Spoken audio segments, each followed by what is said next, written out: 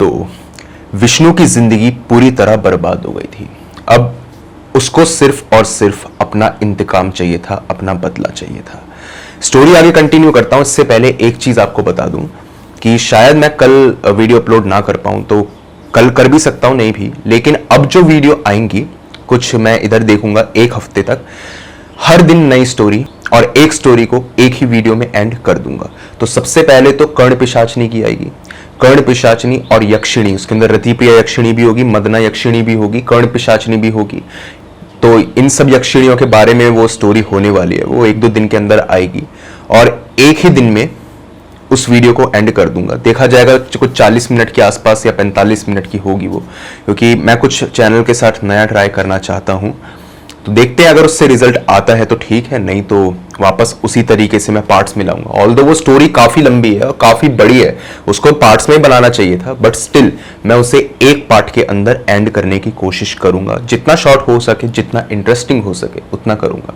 तो छोटा सा रिमाइंडर था, बाकी अब मैं स्टोरी को कंटिन्यू करता हूं। आज पहली बार विष्णु के साथ में बहुत अजीब हुआ।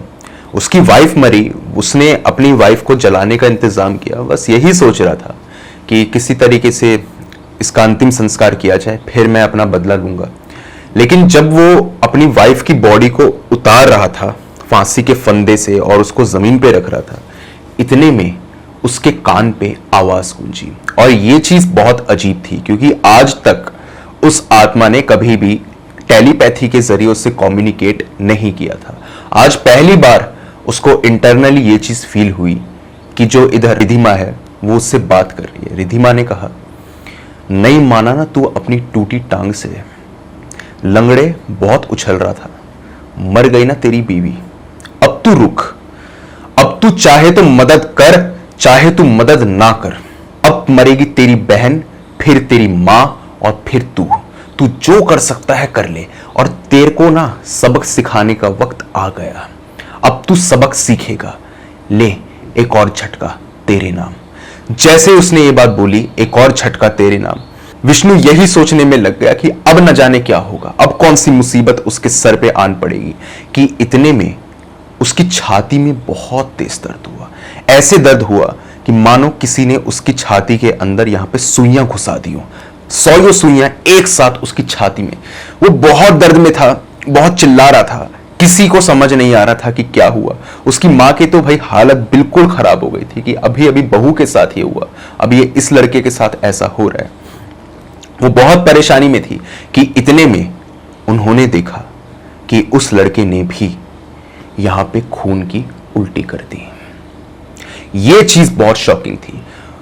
विष्णु की मां एकदम से बोल पड़ी, हमारे घर पे ना किसी ने काला जादू कराया है, पक्का किसी ने काला जादू ही कराया है, ये काले जादू के लक्षण है।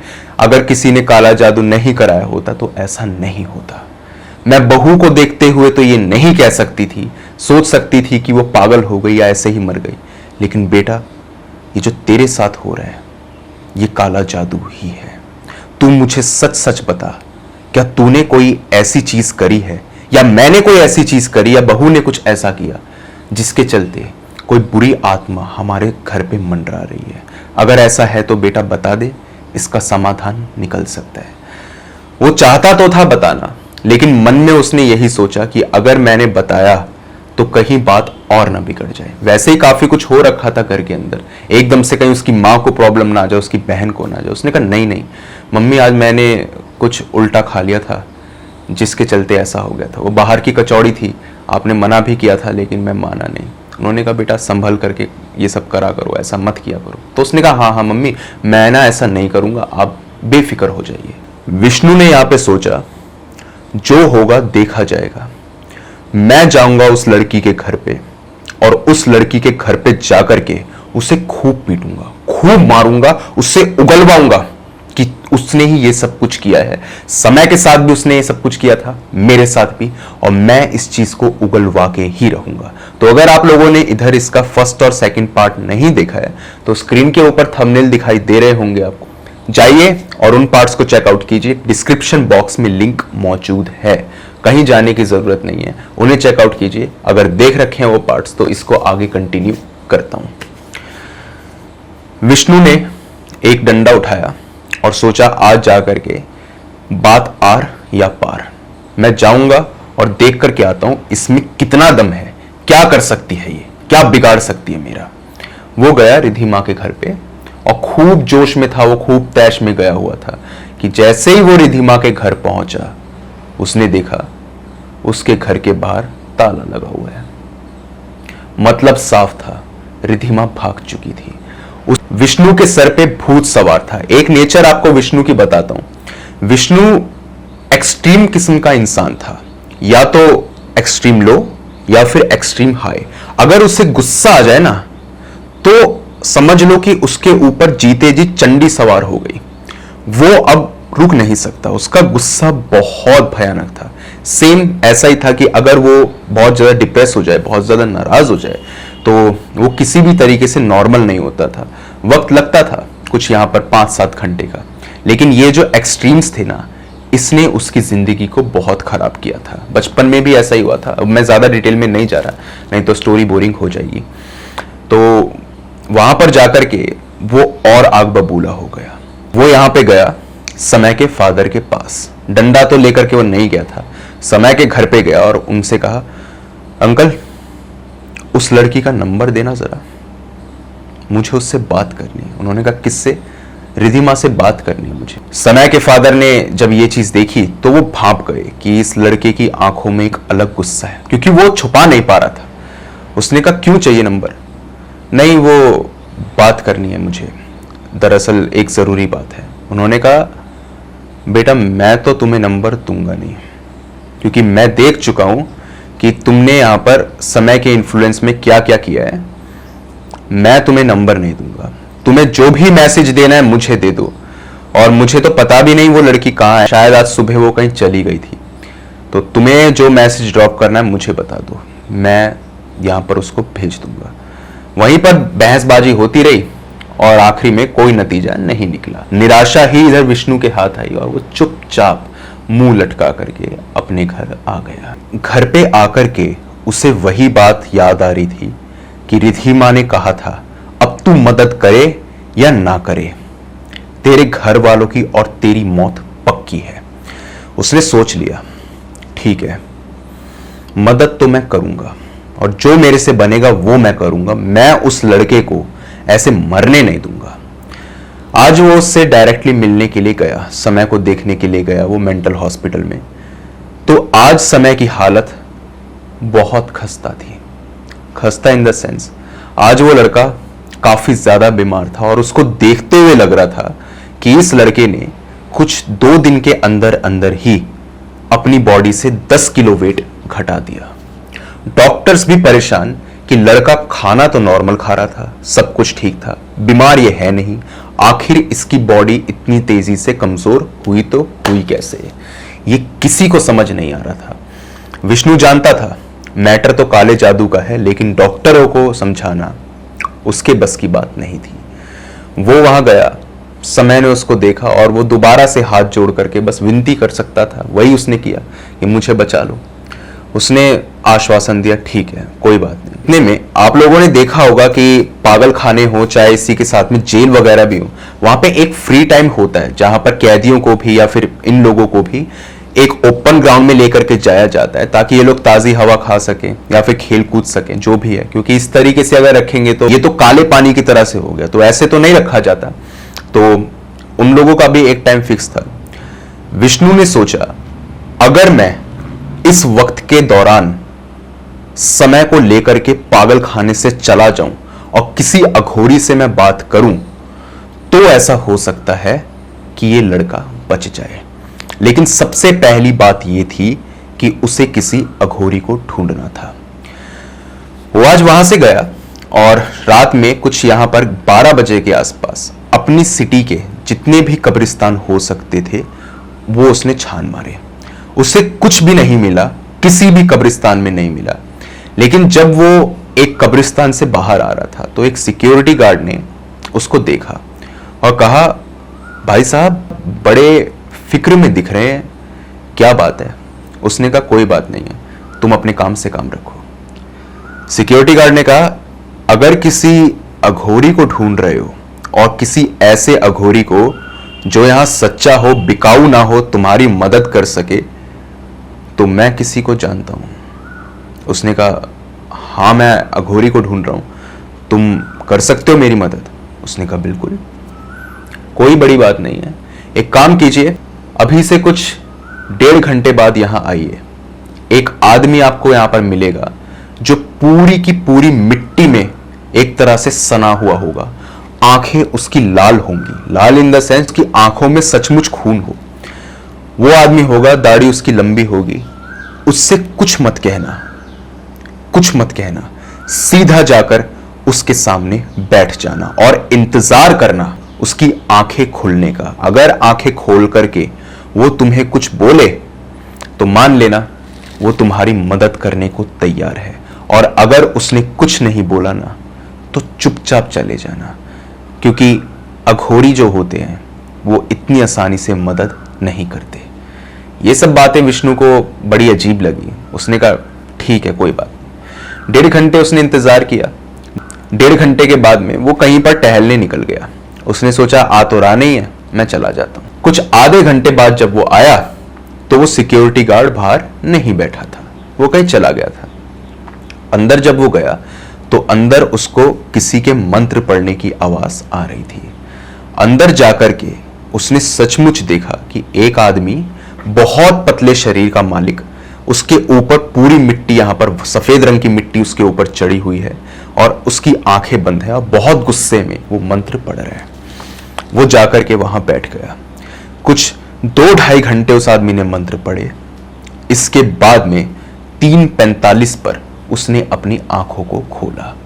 आंख खोल करके उसने विष्णु की तरफ देखा और कहा, मैं जानता हूं तू उसकी मदद करना चाहता है, मैं जानता हूं तेरे परिवार पे भी क्या आफत है, मैं सब जानता हूं। एक काम कर, यदि तू उस लड़के को बचाना चाहता है तो उस लड़के को यहां पर लेकर के आ जा। उस लड़के को बचाया जा सकता है, मुझे यह देखना होगा कि उसके ऊपर किस किस्म का काला जादू है। तू उसे लेकर के आ, यह वक्त अब मुनासिब नहीं रहा, सुबह होने को है, तू जा यहां से। वो चला गया और उसने बाबा को जाते हुए यही कहा कि बाबा, मैं दोपहर के 2 बजे के आसपास उसे लेकर आ सकता हूं। पहले तो अघोरी ने यहां पे नानुकुर करी, लेकिन जब उसने सिचुएशन बताई तो कोई और चारा था भी नहीं। उसने कहा, ठीक है, तू 2 बजे इसको कल लेकर आ जा। अगले दिन वो वहां पर गया और उसने कहा मेंटल हॉस्पिटल में कि मुझे इस लड़के की कस्टडी चाहिए। उन्होंने कहा, तुम कौन होते हो भाई, तुम लगते क्या हो इसके जो तुम कस्टडी मांग रहे हो? उसने कहा, देखिए, मैं लगता तो इसका कुछ नहीं, लेकिन मेरी बाहर यहाँ पे केमिस्ट की शॉप है और वहां मैं बैठता हूँ। उन्होंने कहा, हम जानते हैं केमिस्ट की शॉप है तुम्हारी, वो हमें पता है, लेकिन कस्टडी हम नहीं दे सकते। अगर इसके पेरेंट्स ये बात कह दें तो हम दे देंगे। तो इतने में एक आदमी था जो मेंटल हॉस्पिटल में ही काम करता था, जो इधर विष्णु का काफी पुराना और काफी अच्छा दोस्त था। वो आया और उसने कहा, सर, मैंने कस्टडी की बात कर रखी थी इसके पेरेंट्स से, समय के पेरेंट्स से। उन्होंने कहा इस लड़के को कस्टडी हैंड ओवर कर दो, तो आप दे दो इसको। ये ज्यादा कुछ नहीं, बस इसको घुमाने के लिए बाहर लेके जाना चाहता है। 1 घंटे का ही तो समय होता है। इस 1 घंटे के ब्रेक में जो एक टाइम स्पेंड करना चाहता है, जो इस पागल से पूछना चाहता है, पूछ लेगा। आपको भी थोड़ी छुट्टी, एक पेशेंट कम होगा, 1 घंटे बाद तो वापस आएगा ही है। उन्होंने कहा, ठीक है। अब अपने एम्प्लॉय पे शक उन्होंने नहीं किया और ना ही यहाँ पे फॉर्मेलिटीज को निभाया। उन्होंने कहा, ले जाइए आप, ले जाइए। उस आदमी ने समय को यहां पकड़ा और लेकर के चला गया। अघोरी वहीं बैठा था। अघोरी के पास जब वो गया समय को लेकर के, अघोरी काफी शॉक्ड हुआ। उसने कहा, इस लड़के के ऊपर कुछ इस किस्म का काला जादू है कि ये लड़का तो तड़पते हुए मरेगा ही, इसी के साथ में जो इसकी मदद करेगा वो भी मरेगा। दिक्कत समय की नहीं है, समय के मरने में अभी वक्त है, वो थोड़े दिनों के बाद मरेगा। दिक्कत तेरी है, तेरे सर पे जो आफत मंडरा रही है, मुश्किल से मुश्किल 1 हफ्ते के अंदर अंदर तेरा पूरा परिवार खत्म हो जाएगा। वो काला जादू जो उसने किया है वो बहुत भयानक है। उसने कहा बाबा काला जादू कैसे हो सकता है? अब मैंने चीज खाई थी, समझ सकता हूं कि मेरे साथ उल्टा होना चाहिए। मेरे घर वालों ने तो कुछ यहां खाया पिया ही नहीं था उस लड़की के हाथों का दिया हुआ। उसने कहा देख, अपने आप निष्कर्ष पर मत पहुंच। तू सोच कि आखिर जाने अनजाने में किसी दूसरे के हाथों से तो उन्होंने नहीं खा लिया। ऐसा हो सकता है, तेरे को यह चीज मालूम करनी पड़ेगी। और इसी के साथ में मैं तुझे एक यहां ताबीज दे रहा हूं। इस ताबीज को तू पहन, गले में डाल करके रख, इसे उतारना नहीं है। और इससे जो है तेरे ऊपर की तो आफत कम से कम कुछ दिनों के लिए टल जाएगी। समय का जो उपाय है वो मैं बाद में करूंगा। इसी के साथ में अघोरी ने एक बात और बताई कि जो इसके पेरेंट्स हैं उनके ऊपर भी काला जादू हो रखा है। और वो काला जादू इस किस्म का है कि चाहे वो लोग कुछ भी कर लें, वो रिधिमा के इन्फ्लुएंस से बाहर नहीं आ सकते, वो उसके गुलाम हैं। खैर, विष्णु यहां पर कुछ दिनों के लिए सेफ था और समय को उसने वापस पागल खाने जाने के लिए कह दिया। समय को वो छोड़ करके पागल खाने वापस उस अघोरी के पास आया। अघोरी ने कहा था एक बार इस लड़के को छोड़ करके आ और फिर आकर के एक बार मेरे से बात कर, क्योंकि कुछ अनयूजुअल उसने नोटिस किया था विष्णु के बारे में। उसने उसे वहां बिठाया और कहा हमें सबसे पहले एक चीज की तलाशी लेनी होगी और वो चीज है समय का घर। हमें यह मालूम करना होगा कि इसके घर के अंदर कोई ऐसी चीज तो मौजूद नहीं है जिसके चलते दिन प्रतिदिन ये लड़का पागल हो रहा है। इसके ऊपर जो काला जादू है वो 60 दिन का है। 60 दिन के अंदर अंदर ये लड़का मर जाएगा। अब इन काले जादुओं की जो ड्यूरेशन होती है ये बहुत मैटर करती है। बहुत लंबे लंबे, बहुत छोटे छोटे भी होते हैं। बस इतना समझ लीजिए, जितना छोटा काला जादू उतनी कम दिक्कत और उतनी आसान मौत, और जितना लंबा समझ सकते हैं आप। तो उसने कहा ठीक है बाबा, लेकिन इसके घर पे कैसे हम जा पाएंगे, क्योंकि इसके घर वाले जो हैं वो तो अलाउ हमें नहीं करेंगे इधर ताक झाक करने के लिए। उसने कहा वो तो बेटा तुझे करना ही होगा। जैसे ही उसने ये बात बोली, उसने देखा विष्णु के हाव भाव बहुत बदल गए। उसने कहा तू करवाएगा इस लड़के से चेकिंग? तुझे क्या लगता है कि तू इस काले जादू को ऐसे ही बेकार कर देगा? तुझे जो करना है कर ले। और एक बात और, अगर अपना भला चाहता है तो इस मामले से दूर रहे। समझ में आई बात? जैसे ही उसने बात सुनी, अघोरी थोड़ा सा हंसा। वो समझ चुका था कि इसके ऊपर वो रिधिमा जो है वो कंट्रोल पा चुकी है। उसने कहा ठीक है, तुझे लगता है कि तू मुझे मार पाएगी, तू मेरा कुछ बिगाड़ पाएगी? यहीं बैठा हूं, मार। हम अघोरी हैं, मौत के साथ में हम रोज खेलते हैं, तू मेरा कुछ नहीं बिगाड़ सकती। उसने ये बात बोली, वो डरा नहीं था, लेकिन वो जानता था कि इधर विष्णु जो है उसकी तबीयत खराब है। लेकिन उसने उसको एक लॉकेट दिया था। वो लॉकेट आखिर कहां था? उसने देखा वो लॉकेट उसने पहना ही नहीं था। दरअसल जब वो लेकर के जा रहा था उसको, इतने में ही वो लॉकेट उसने वहीं छोड़ दिया था, वो पहना ही नहीं था। इसी के चलते वो लड़की जो थी वो उसके ऊपर हावी हो गई थी। अब इधर एक बात और बता दूं कि आज जब इधर विष्णु समय को लेकर के 1 घंटे के लिए बाहर आया था और उसके बाद जब समय वापस अपने सेल पे गया तो उसकी तबीयत और खराब हो गई। आज वो बहुत अजीब बिहेव कर रहा था। आज वो अपना सर इधर दीवार में दे दे के मार रहा था, अपनी उंगली को चबाने की कोशिश कर रहा था, अपनी जीभ को पकड़ के बाहर निकाल के उसको दांतों से काटने की कोशिश कर रहा था। मतलब साफ था, रिधिमा ये बात जानती थी कि अगर ये अघोरी के पास में लगातार जाता रहा तो ये काला जादू विफल हो जाएगा। तो ये सब बातें तो उधर चली रही थी कब्रिस्तान के अंदर कि इतने में उसके पास फोन आया मेंटल हॉस्पिटल से, और मेंटल हॉस्पिटल वालों ने उसको खूब गालियां बकी और कहा कि तुम्हारी वजह से जो पेशेंट है ये और बीमार पड़ गया, इसलिए हम किसी को कस्टडी नहीं देते, इसलिए किसी को बाहर ले जाने नहीं देते। अब इसके माँ बाप को हम क्या जवाब देंगे? उधर विष्णु के पास कोई जवाब था नहीं। गुस्सा तो उसको बहुत आ रहा था, क्योंकि वो जानता था कि ये मेंटल हॉस्पिटल वाले कुछ कर तो सकते नहीं और ये खामा खामे उस पर ब्लेम डाल रहे हैं। उन्होंने कहा लड़का अजीबोगरीब हरकतें कर रहा है, चिल्ला रहा है, चीख रहा है, जबान काट रहा है, सर फोड़ रहा है, क्या करें हम इसका, क्या खिलाया तुमने इसको। उसने कहा देखिए हो सकता है कि पता नहीं इसको कुछ हो गया हो बाहर आकर के। उन्होंने कहा तुम्हारे पता नहीं का हम क्या करें, क्या करें हम इस चीज का, हम कुछ नहीं कर सकते। ये लड़के की तबीयत खराब हो गई, अब हमसे हाथ जुड़वा लो, अगले दिन से इसको बाहर लेके मत जाना।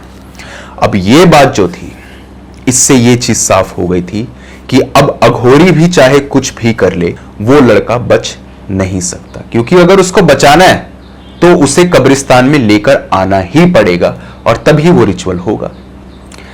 ये बहुत बड़ी दिक्कत की बात थी। इसी के साथ में घर भी चेक करना था समय का। तो उसने कहा देख लड़के, जो भी दिक्कत है वो धीरे धीरे करके तुझे यहां पर अपने आप सॉल्व करनी पड़ेंगी। सबसे पहले तू उसके घर की चेकिंग कर, कोई भी इधर उपाय निकाल, जो तेरे से बन सकता है कर, लेकिन इस लड़के को बचा। तू खुद सोच तू क्या कर सकता है। उसको यहां पर मालूम चला, इत्तेफाक समझ लीजिए कुछ भी, कि कल जो है इधर समय के पेरेंट्स कुछ दिनों के लिए बाहर जा रहे हैं, शिमला वगैरह कहीं वो घूमने के लिए जा रहे हैं। तो वो वक्त था उसके पास में जहां पर वो इधर घर की छानबीन कर सकता था। इस दौरान जब उसके पेरेंट्स बाहर गए तो उसने डुप्लीकेट चाबी बनवाई, घर के अंदर वो एंटर कर गया और सिक्योरिटी गार्ड वगैरह उसके घर के बाहर नहीं थे, तो ऐसा ही था उसका घर। वहां पर वो एंटर कर गया। उसने घर में एक एक चीज यहां पर छान मारी, ऐसी ऐसी चीजों को उठा करके देखा जिसमें उसको लग सकता था कि यहां कुछ हो सकता है। यहां पर कुछ एंटीक्स भी थी, एंटीक चीजें होती है ना, वो भी थे जो उसको समझ में नहीं आ रहे थे। उसको उसने बैग में भर लिया और बैग में भर करके वो अघोरी के पास लेकर के आ गया। घर उसने कुछ यहां पर 6-7 घंटे तक छाना, एक एक बेडशीट तक भी निकाल करके देखी कि कहीं इसके अंदर कुछ हो ना। अघोरी ने कहा था कि कोई जो काले जादू की चीज होगी ना, अगर किसी चीज पर काला जादू किया गया होगा तो उसमें से एक यहां पर तुम्हें सड़े नींबू की बदबू आएगी, लेकिन वहां पर कुछ भी नहीं था। फिर भी उसने अपने मन को सेटिस्फाई करने के लिए एंटीक्स को उठा लिया, उसे दिखाया उसने अघोरी को। अघोरी ने कहा इस पे कोई काला जादू नहीं है, इन सब ये सारी चीजें एकदम पवित्र है और जिस तरीके से तू मुझे बता रहा है उस हिसाब से भी घर के अंदर कोई काला जादू नहीं हो रखा। उसने कहा बाबा अब मुझे आप ये बताओ कि मैं आखिर अब करूं तो करूं क्या। बाबा ने उसे कहा देख, काला जादू 2 तरीकों से सबसे ज्यादा किया जाता है। या तो किसी इंसान को एक ऐसी चीज दे दी जाए जो उसके पास हमेशा रहे, या काला जादू उसके ऊपर डेली किया जाए। अगर डेली किसी के ऊपर काला जादू किया जाएगा तो उसको तोड़ना बहुत मुश्किल। उसने कहा बाबा मतलब? कह रहा मतलब ये कि या तो समय के जो कपड़े हैं जो वो रोज पहनता है उन पर काला जादू हो रखा है, उसका जो टूथपेस्ट है, टूथब्रश है, कुछ भी है, या उसका खाना है उस पर काला जादू हो रखा है। इसी के साथ साथ जो उसकी दवाइयां हैं उस पर काला जादू हो रखा है, क्योंकि ये सारी चीजें ऐसी हैं जो वो डेली बेसिस पर पहनता ही है। और उसके 2 जोड़ी कपड़े थे पागल खाने में, अगर एक जोड़ी यहां पर 2-3 दिन में गंदे हो जाए तो दूसरी जोड़ी। तो बाबा ने कहा अब तू इधर किसी भी तरीके से इन तीनों चीजों को चेक कर। मैं जानता हूं मजबूरी है तेरी, तू पागल खाने नहीं जा सकता, लेकिन अगर तू उस लड़के को बचाना चाहता है तो तुझे ये करना होगा। उसने कहा ठीक है। वो वहां पर बैठ करके यही बात सोच रहा था कि आखिर किस तरीके से प्लान बनाया जाए और उसकी दवाइयों को सबसे पहले चेक किया जाए, क्योंकि दवाइयां ऐसी चीज हो सकती है जिसमें काले जादू को किया जा सके और किसी को मालूम भी ना चले।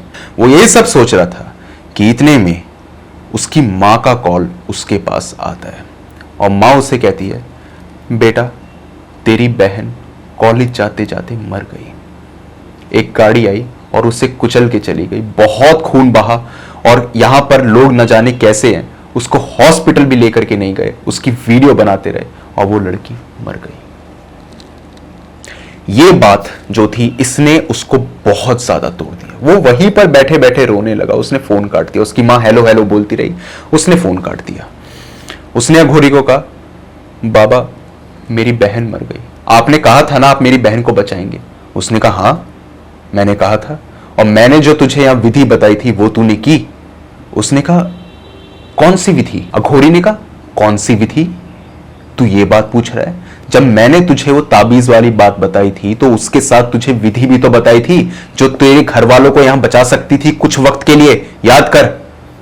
उसने कहा, बाबा मुझे कुछ याद नहीं आ रहा। उसने कहा, याद नहीं आ रहा? क्या हो क्या गया तुझे? कैसे याद नहीं आ रहा तुझे? उसने काफी जोर जब अपने दिमाग पे दिया तब उसे याद आया कि बाबा ने उसे कहा था कि यहां पर 3 दिन तक हर रात के 12:07 पर थोड़ा सा चिकन और इसी के साथ में एक कटोरे में गाय का दूध, कच्चा गाय का दूध एक चौराहे पर रख करके आई हो, और एक मंत्र बताया था जो उसको 31 बार यहां पे पढ़ना था वहीं पर खड़े खड़े। और ये मंत्र जब करता तो एक प्रोटेक्शन स्पेल था वो, जिसके चलते उसके घर वाले एटलीस्ट मर नहीं सकते थे। उसको ये चीज याद आई। उसने कहा, बाबा मैं भूल गया, मैं भूल गया। अब ये भूलने वाली बीमारी जो थी ये उसके साथ में थी, और बेसिकली आपने देखा भी कि वो ताबीज भी पहनना भूल गया था, हबड़ दबड़ में रहता था वो। जैसे उसको कोई उपाय सूझता था ना तो वो सारी चीजें साइड में कर देता था। उसका दिमाग ऐसा था कि वो ज्यादा चीजों को प्रोसेस नहीं कर पाता था। एक चीज एक मूवमेंट पे वो सोच सकता था बस। और इधर विष्णु की ही आप नाकामी समझ लीजिए, जिसके चलते उसकी बहन मरी थी। उसने कहा, सबसे पहले तो तुझे यही काम करना है। अभी यहाँ पे कुछ रात के 8 बज रहे हैं, 4 घंटे के बाद में तू सबसे पहले इस काम को कर। उसने सबसे पहले उसको किया, और उसके बाद में उसने सोचा कि अब मैं क्या करूं। और 3 दिन की एक क्रिया थी, तो 3 दिन तक उसने सोचा था कि अगले दिन भी और उसके अगले दिन भी मैं यही करके आऊंगा। उसने यहां पर अपने उसी दोस्त से बात करी जो यहां पर पागल खाने में काम करता था। उसको उसने कहा, यार वो जो लड़का है ना समय, उसको जो दवाई दी जाती है मुझे लगता है वो दवाई ना ठीक नहीं है। उसने कहा, मतलब? कह रहा, मतलब ये कि वो जो दवाई है जिस कंपनी की है ना, उस कंपनी में कुछ ना यहाँ पर झोल मोल का सिस्टम सामने आया है। उसने कहा, मैंने तो नहीं सुना। वो अपने दोस्त को सच नहीं बता सकता था, काले जादू वाली बात नहीं बता सकता था। अगर बताता तो वो बिल्कुल भी उसको दवाई लाकर नहीं देता। उसने बस इतना बताया था कि उसकी जो तबीयत खराब हुई थी अपने आप हुई होगी, मुझे नहीं पता, मैं तो बस उसका भला करना चाहता था। उसने कहा, ठीक है। तो उसने कहा, वो दवाई मुझे लाकर दे देगा? उसने कहा, हाँ दे दूंगा दवाई। दवाई वो ला करके उसने दी, और उसने कहा, मैं ना जरा इसको चेक करना चाहता हूँ, देखना चाहता हूँ कि ये जो दवाई है ठीक है भी कि नहीं, और तू कल आकर के ले जा, कल सुबह तेरी जब शिफ्ट शुरू होगी तो आकर ले जाइयो। उसने कहा, ठीक है। दवाई उसने ला करके दी, और वो दवाई उसने अघोरी को दिखाई। पहले तो जब विष्णु ने उस दवाई को देखा तो नॉर्मल सी दवाई थी, वो डार्क कलर की शीशी थी, ऑरेंज कलर का लेबल था और नॉर्मल दिख रही थी। अघोरी के पास जब वो उस दवाई को लेकर के गया, अघोरी ने उसको छूते ही कहा, यह है समस्या की जड़। इस दवाई में काला जादू हो रखा है, और इस चीज के अंदर बहुत से लोग इन्वॉल्व हैं। सिर्फ रिधिमा इन्वॉल्व नहीं है, बहुत लोग इन्वॉल्व हैं। उस पागल खाने के अंदर भी ऐसे लोग शामिल हैं जो यहां पर रिधिमा का कहना मानते हैं। अब वो काले जादू की वजह से मानते हैं या पैसों ने उनका मुंह चुप कर रखा है, ये अलग बात है। उसने कहा, इस दवाई के अंदर मैं जो देख सकता हूं वो ये देख रहा हूं कि कुछ काले रंग का साया सा यहां पर उसके अंदर कैद है, जो उस लड़के को रोज दी जा रही है। और ये रोज जो उसको कोई दे रहा है, ये कोई और नहीं, तेरा दोस्त दे रहा है, जिसको इसके बारे में कुछ पता ही नहीं। अगर उसको पता होता तो वो दवाई ला करके नहीं देता, या फिर कोई दूसरी बोतल दे देता। उसने वही आधी शीशी दी जो इधर रोज समय को दी जा रही थी। उसने कहा, वो लड़का जिसकी कोई गलती नहीं है, सिर्फ वो अपना काम कर रहा है, वो उसको मार रहा है दिन पे दिन, और उसको खुद नहीं पता। अब जाकर के उसको ये बात मत बताइयो, नहीं तो उसे दिक्कत होगी। तो उसने कहा, बाबा मैं क्या करूं? उसने कहा, एक काम कर, सबसे पहले तो इस दवाई को चेंज कर दे, और जो नई शीशी है वो ला करके दे, या फिर नई शीशी से अगर उसे शक होता है तो जितनी क्वांटिटी इस शीशी में है उतनी ही क्वांटिटी उस शीशी में रख। सिंपल सी बात है, रिप्लेस करके दे दे। उसने कहा, ठीक है। उसने रिप्लेस करके अगले दिन नई बोतल उसको दे दी, और कहा कि ये बोतल ठीक है, वो कंपनी में झोल चल रहा था तो मुझे लगा शायद दवाई खराब ना हो, तू उसको ले जा। वो लेकर चला गया। बाबा ने कहा, अब उस लड़के की तबीयत यहां से खराब तो नहीं होगी, वो दवाई जो तूने बदल दी है एटलीस्ट उसे अब जो काला जादू दिया जा रहा है उसके चलते उसकी तबीयत खराब तो नहीं होगी, लेकिन सुधरेगी भी नहीं। इसका मतलब साफ है, जो उसकी स्टेट ऑफ माइंड है वैसे ही रहेगी, पागलों वाली हरकतें वो अभी भी करेगा। हाँ, बस मर नहीं सकता, इतना ठीक है। उसने कहा बाबा मुझे तो उसे ठीक करना है। कहा कि ठीक अगर तू उसे करना चाहता है, उसके लिए सबसे बड़ी बात यह है कि उस लड़के को यहां पर रात के 1:33 पे कब्रिस्तान में आना होगा। और तू ये बात जानता है कि ना तो तू ना कोई और उसको लेकर के आ सकता। रिचुअल उस लड़के को परफॉर्म करना पड़ेगा। उसके अंदर अभी भी दिक्कतें हैं, अभी भी वो काला जादू पूरी तरीके से नहीं गया है, बस उसका इधर जो है ना असर कम हुआ है। जैसे आप देखते होंगे जब आपको बुखार वगैरह हो जाता है तो 3 दिन का कोर्स होता है, 2 दिन आप दवाई चलाइए आप तब भी ठीक हो जाते हैं, या फिर 1 दिन में भी आप ठीक हो जाते हैं, असर भी तो कम होता है, बुखार तो कंप्लीटली नहीं गया, जो उसका कोर्स है वो तो कंप्लीट चलेगा ही। तो उसने कहा यही बात है, अब तुझे यहां पे उसे लेकर आना है, तू बता तू कैसे लाएगा। उसने कहा बाबा मजबूरी है, लेकिन वो जो मेरा दोस्त है मुझे उसको इन्वॉल्व करना ही पड़ेगा, क्योंकि वही आदमी ऐसा है जो यहां पर किसी पेशेंट को लेके आ सकता है। अब आप बताइए मैं उसको बताऊं या ना बताऊं। अघोरी ने थोड़ी देर सोचा और उसने कहा इसके अलावा कोई और चारा है भी नहीं, तू उसे बता दे। उसने उसे सारी बात बता दी और कहा कि भाई ऐसे ऐसे करना होगा। वो आदमी यहां पे बहुत चिल्लाया, उस पर बहुत चिल्लाया, कह रहा तुम लोग काला जादू करते हो, तुम लोग ये सब हरकतें करते हो, अघोरी के चक्कर में तू पड़ा हुआ है, इसलिए उस पेशेंट की हालत इतनी खराब हो चुकी, और तू चाहता है कि मेरी नौकरी जाए, और तू चाहता है तेरे इस पागलपने के चक्कर में मैं फंसा रहूं। इधर विष्णु ने कहा मेरी मां और मेरी बहन मर चुकी है, तुझे लगता है कि ये कोई मजाक है या फिर ये सारी चीजें मैं सिर्फ मन बहलाने के लिए कर रहा हूं। मेरी मां और बहन मर गई, तुझे अभी भी समझ नहीं आ रहा कि यहां कितनी बड़ी दिक्कत है। तू एक बार मेरी हेल्प कर देना, एक रात के लिए उसको लेकर के आ जाए, 1-1.5 घंटे की बात सारी रहेगी, उसको लेकर चला जाइए। इधर उसको भी लगा कि कोई बात नहीं, वैसे तो पागल खाने में उसकी तबीयत सुधर नहीं रही, अपनी दोस्त की वो बात मान ले तो इसमें कोई दिक्कत नहीं। उसने कहा ठीक है मैं तेरी बात मान लूंगा, लेकिन मुझे ये आश्वासन चाहिए कि उसकी तबीयत और नहीं बिगड़ेगी और मेरी नौकरी नहीं जाएगी। अगर तू ये मुझे प्रॉमिस दे सकता है तो बता। उसने कहा प्रॉमिस, मैं सब कुछ अपना बेच दूंगा, सब कुछ मैं तुझे दे दूंगा, बस उस लड़के को ठीक करवा दे। अब ये जो बात है ना उसको ठीक करवाने की, ये पर्सनल हो चुकी है यार, मैं किसी भी हालत में उसे ठीक देखना चाहता हूं, उसे ठीक करवाने में हेल्प करते प्लीज। उसने कहा ठीक है। वो आज वापस अपनी ड्यूटी पर गया और यहां पर उसने समय को कहा कि ठीक रात के 12 बजे अजीबो गरीब हरकतें करना शुरू कर देना और यह कहना कि मुझे बाहर जाना है, क्योंकि जब से वो बाहर जाने वाला सीन हुआ था ना, जब से उसकी तबीयत खराब हुई थी, तब से उसको किसी ने बाहर जाने नहीं दिया था। तो रात के 12 बजे उसके यही ढिंडोरा शुरू हो गया, मुझे बाहर जाना है, मुझे खुली हवा में सांस लेनी है, ये सब कुछ करना है, क्योंकि काला जादू अब आगे तो बढ़ नहीं सकता था, वहीं पर वो सीमित था। तो उसने इस तरीके से यहाँ पे बहानेबाजी करनी शुरू कर दी और ये कहा कि मुझे बाहर जाना है, मुझे बाहर जाने दो, मुझे प्लीज जाने दो। तो वो लड़का आया यहाँ पर और उसने कहा सर 1 घंटे के लिए इसको मैं बाहर लेके चला जाता हूँ, अब वो विष्णु तो है नहीं यहाँ पे, मेरी जिम्मेदारी है सर, इसको कुछ नहीं होगा। उसने कहा ठीक है ले जाओ, और अगर इसकी तबीयत खराब हुई ना तो नौकरी से तुम हाथ साफ कर बैठोगे। याद रखना, उस लड़के को तो डांट के भगा दिया मैंने, लेकिन नौकरी तुम्हारी जाएगी, मंजूर है तो बोलो। 2 मिनट तक तो उसने सोचा, फिर उसने कहा ठीक है सर, कोई नहीं, मैं लेके जाता हूं इसको। उसने कहा ले जाओ। वो लेकर चला गया। रात के 1:30 पे वो कब्रिस्तान में पहुंचा और 1:33 पे यहां पर यज्ञ शुरू हो गया। वो यज्ञ भी बहुत अजीबो गरीब था।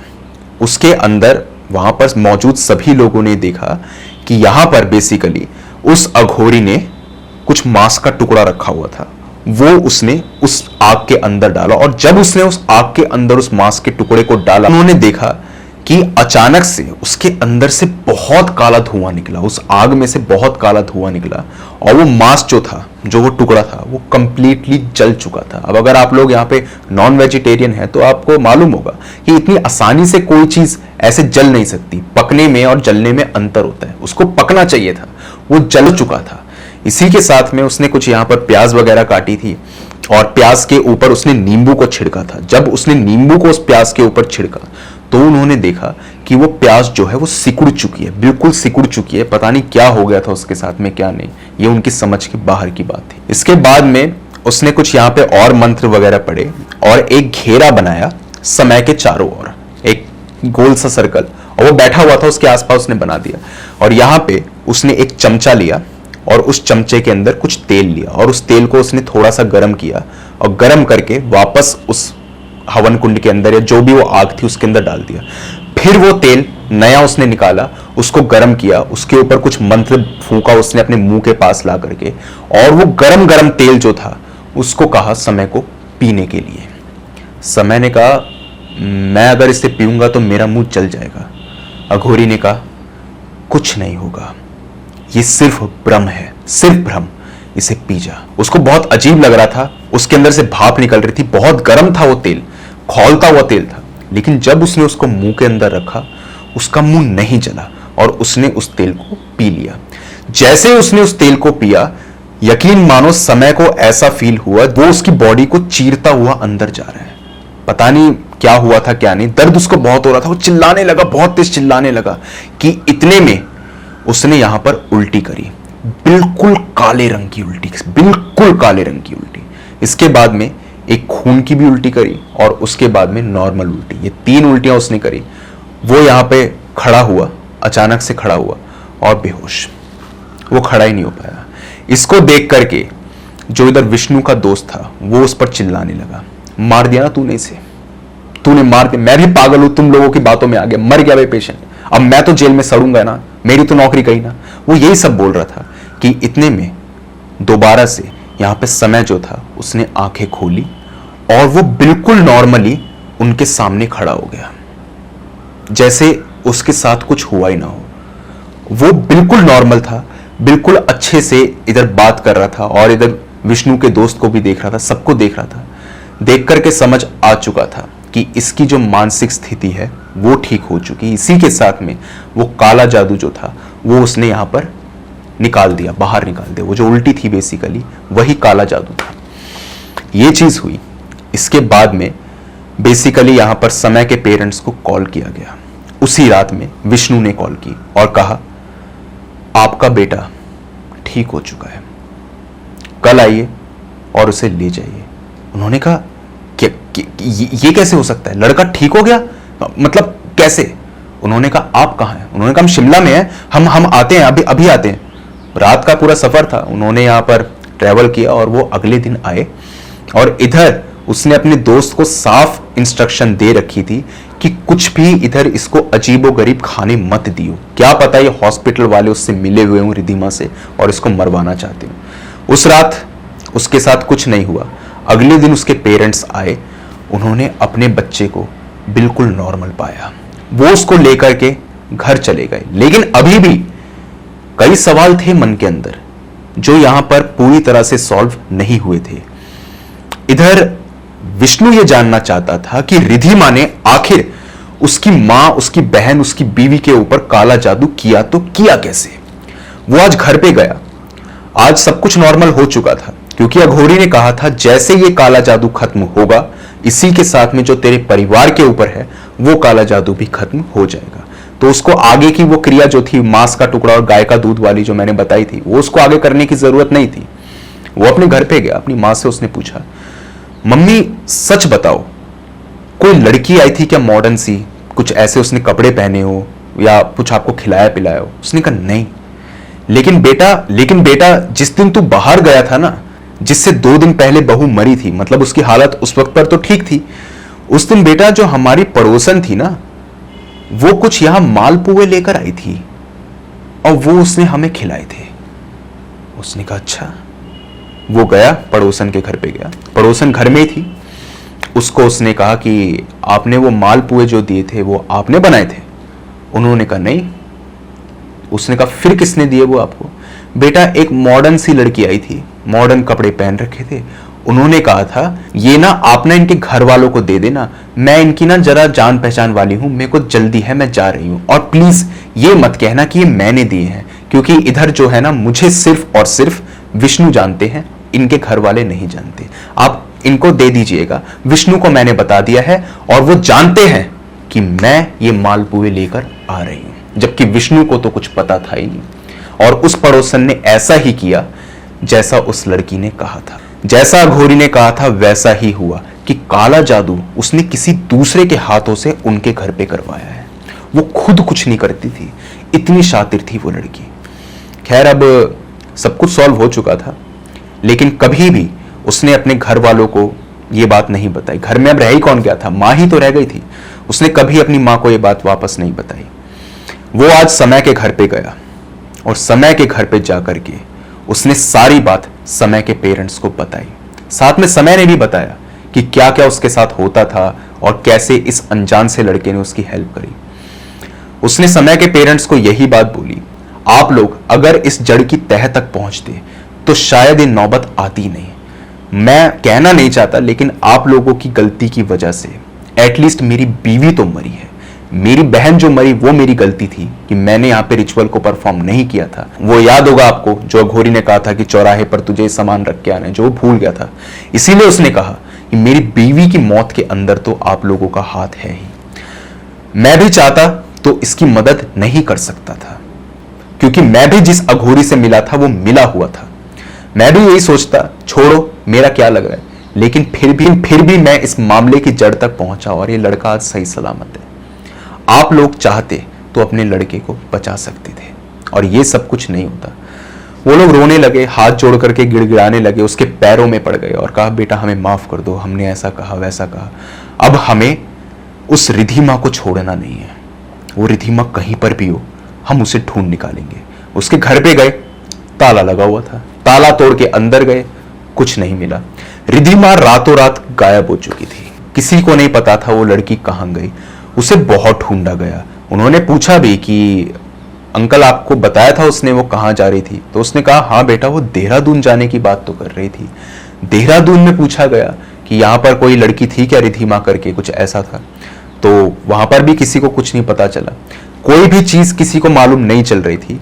उनको लगा वो लड़की न जाने कहां चली गई, भाग भूग तो नहीं गई, कुछ ऐसा ही है। उन्होंने बहुत से यहाँ पे मुर्दा घरों में भी उसकी फोटो भेजी कि एक लड़की कहीं मरा तो नहीं गई, ये आप देखिए।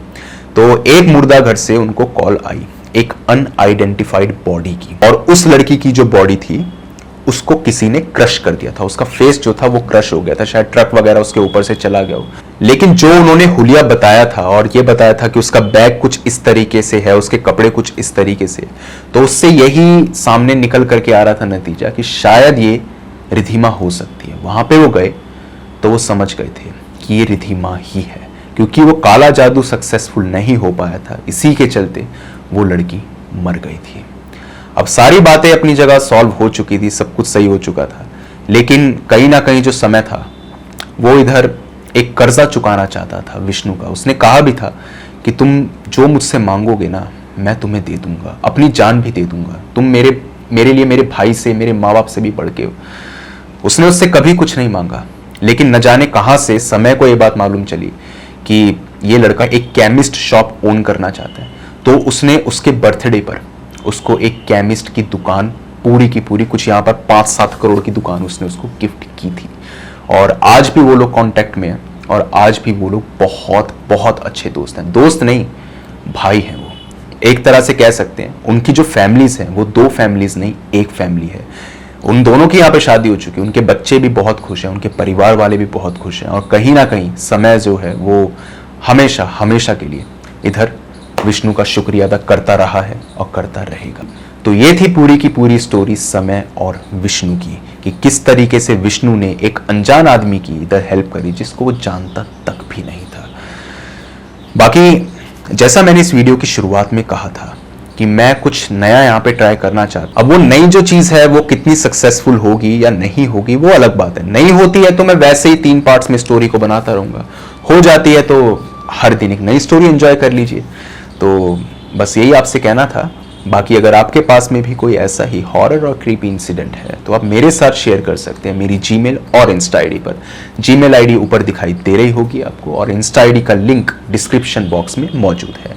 दोनों ही प्लेटफॉर्म्स में से जिस भी प्लेटफॉर्म पे आप कंफर्टेबल हो वहां पे जाकर के अपनी स्टोरी मेरे साथ साझा कर दीजिए। बस रिक्वेस्ट आपसे इतनी ही रहेगी मेरी कि जब भी अपनी स्टोरी को भेजें तो जितना डिटेल में हो सकता है उतना डिटेल में भेजिए, ताकि उन इवेंट्स को मैं उसी तमीज के साथ में आपके सामने रख सकूं जिस तरीके से आपने उन्हें मेरे सामने रखा है।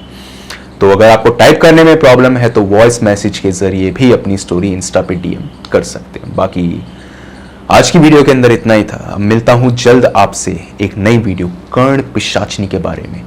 तब तक के लिए टेक केयर, गुड बाय।